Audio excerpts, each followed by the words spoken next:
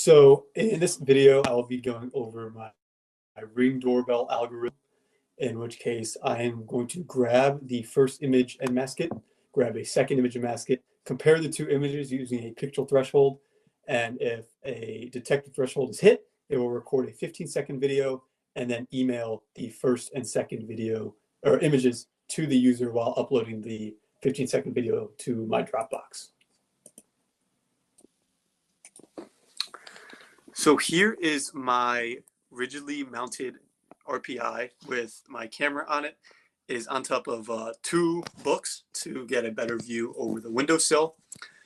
I have my front porch. On the left, there is a walkway, sort of a dirt-covered walkway that is between the end of the driveway and the front porch. There is typically a car parked on the left side of the driveway, which came into play when I wanted to mask my images. I took away the car and masked just right basically the end of the driveway up through the walkway and onto the porch.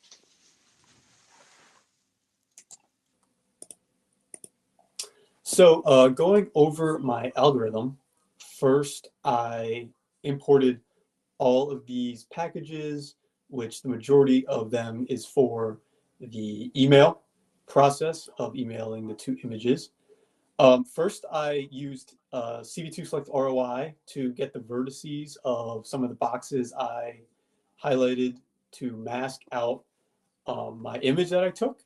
As I said earlier, I sort of wanted to take away the car from a lot of the analysis, because if someone is in the car, they're going to have to get out of the car at some point and walk up to the porch, in which case my Ring doorbell will alert me. I also wanted to isolate the front of the driveway, because that is where most people are walking up through the door to that spot on the porch. After masking my image, I grayscaled it and changed the size of it a little bit. I played around with this kernel size here, which I kept at 15. A big reason for that is my camera is so close to the window that you can actually make out the little squares of the window screen on the outside of the window.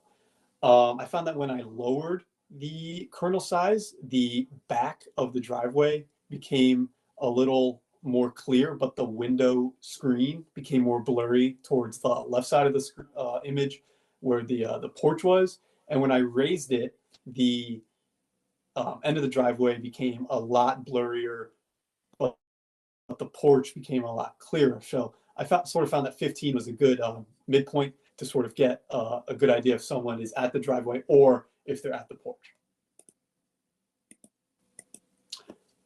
Next, I took two different images using commands 1 and 2. I used a resolution of 1640 by 922. I found that this gave me a pretty good view of the driveway to the porch. It allowed me to cut off some of the extra noise, like some bushes, which, you know, we're all running this algorithm and troubleshooting it. There were some squirrels that kind of set it off. So if I was able to narrow it down a bit, it helped. And then I sort of kept the time sleep at 2 seconds, because I found that it gives me a good difference between the first image and the second image, which is nice because I'm near the metro. So there's a lot of people on scooters and bikes and walkers that are just walking on the sidewalk. And I didn't want those images to sort of set it off, even if someone isn't necessarily coming towards my door. I used a pixel threshold of 10 because I found that when someone was walking up towards the door, the driveway part of the mask would be a very, very good indicator of the first and the second image. But if for some reason that didn't necessarily work out, the walkway on the side of the driveway was still able to pick up people's feet with a pixel threshold of 10. After getting the pixel threshold value done, I messed around with this detector total. It was basically sort of the same process. I found that at the end of the driveway, the detector total would still be more than 30,000. And if someone was walking towards it and say there was a timing issue with the first and the second images, people's feet and their legs would still be able to be hit with a detector total of 30,000. If that threshold is hit, the smart doorbell will say that detected someone at the door and will initiate a video file under the same frame rate and, or rather the same aspect ratio. It's 15,000 milliseconds, so it's 15 seconds. It converts to an MP4 file, which it will then tell me it is available to view. In which case, it will mask all of the images that I previously took and file them away to view later. After filing these videos, it uploads the video file to Dropbox and will email me 6 different video or images rather. Those are the 2 base images, the 2 mass images, and then the 2 grayscale images. It will email me to a specified email account, and if nothing happens, then it will say nothing has been detected.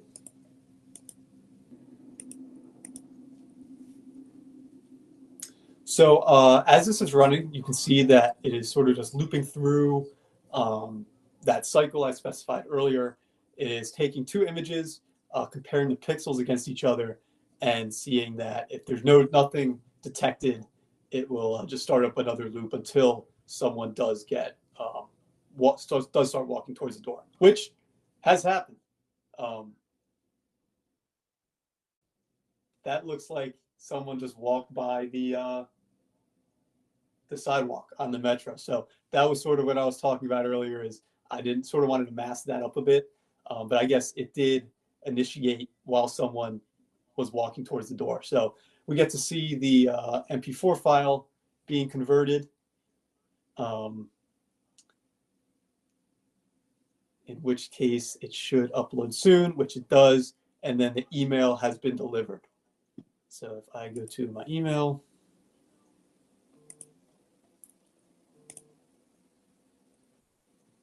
so yes, it will say somebody's at the door, in which case you can see somebody in the rain walking their dog did sort of set off the Ring doorbell. So this was the first image it took. That was the second image. You can see that the mask, which eliminates the car, does set it off. So that was very, very slightly someone was in frame for that. That's the second image. And then here you can sort of see someone's foot, which is the grayscaled value of it. And you can see it, someone in and out of that. So that was completely unscripted. I am glad that it does work when it isn't me, but maybe when this rain dies down, I'll go do it again myself.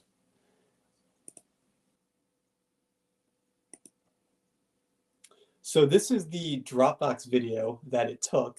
If I play it, there doesn't really seem to be a lot going on, and that's mostly because someone was only at the door or in frame while the loop was going on for, it looks like maybe half a second at most.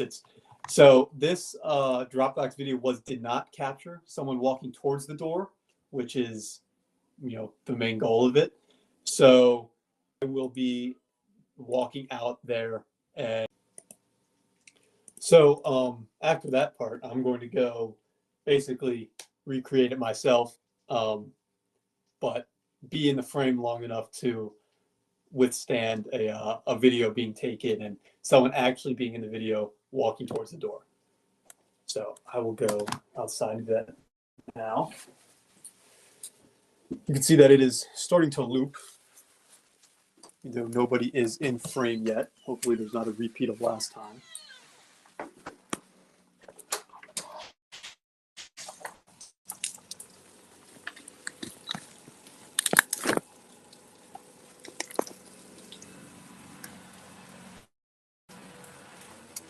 So walking out of frame now, I am now in frame. Hopefully there is someone at the door right now. And I will walk towards the door with 2 detections off.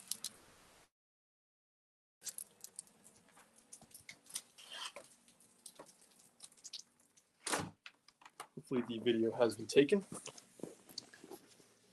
And it looks like it has, as it is converting it to an MP4 now.